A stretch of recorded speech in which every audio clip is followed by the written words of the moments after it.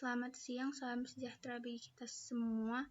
Perkenalkan, nama saya Yohana Kristina Panggabean, NIM channel E020004. Saya dari jurusan Keuangan Daerah tahun 2020. Di sini saya akan mempresentasikan tentang jurnal khusus. Yang pertama yaitu pengertian jurnal khusus. Di dalam pencatatan pembukaan akuntansi, dikenal istilah jurnal umum dan jurnal khusus. Jurnal umum merupakan jurnal serbaguna yang mencatat semua transaksi. Untuk perusahaan kecil dan menengah, jurnal umum cukup untuk pencatatan berbagai transaksi. Namun, lain halnya jika perusahaan yang dijalankan merupakan perusahaan besar dengan banyak sekali transaksi. Dalam kasus ini, jika semua transaksi dimasukkan ke dalam jurnal umum, pencarian informasi terhadap transaksi tertentu akan menjadi sulit.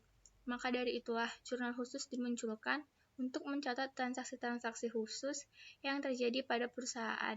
Transaksi khusus yang dimaksud adalah transaksi yang banyak dan sering terjadi serta bersifat sama dan berulang. Kemudian, jenis-jenis jurnal khusus.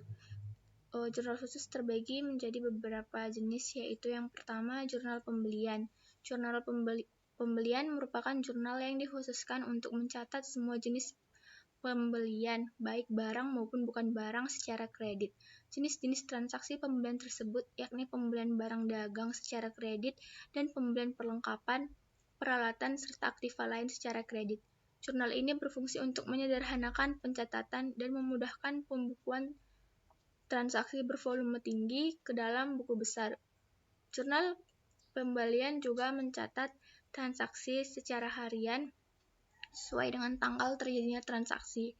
Nantinya pada akhir tiap periode pelaporan, catatan dalam jurnal pembelian akan diringkas dan diposting dalam buku besar. Yang kedua, ada jurnal penjualan. Jurnal penjualan merupakan jurnal yang digunakan untuk mencatat semua transaksi penjualan secara kredit. Dengan kata lain, informasi yang disimpan dalam jurnal ini adalah ringkasan dari faktur yang dikeluarkan untuk pelanggan. Sama halnya dengan jurnal pembelian, jurnal penjualan juga berfungsi untuk memudahkan pencatatan transaksi bervolume tinggi di buku besar.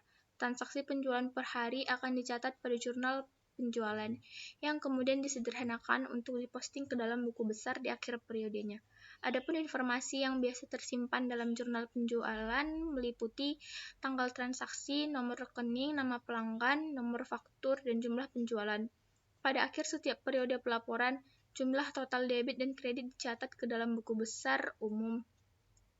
Jika Anda ingin meneliti dan melihat saldo yang telah tercatat dalam buku besar umum, Anda dapat merujuk kembali ke jurnal penjualan dan dapat menggunakan nomor faktur yang tercantum dalam jurnal penjualan untuk mengakses salinan faktur. Konsep jurnal penjualan sebagian besar terbatas pada sistem akuntansi manual, dan biasanya jurnal khusus ini tidak selalu digunakan dalam sistem akuntansi terkomputerisasi. Yang ketiga, ada jurnal penerimaan kas. Jurnal penerimaan kas digunakan untuk mencatat semua transaksi yang berhubungan dengan penerimaan uang.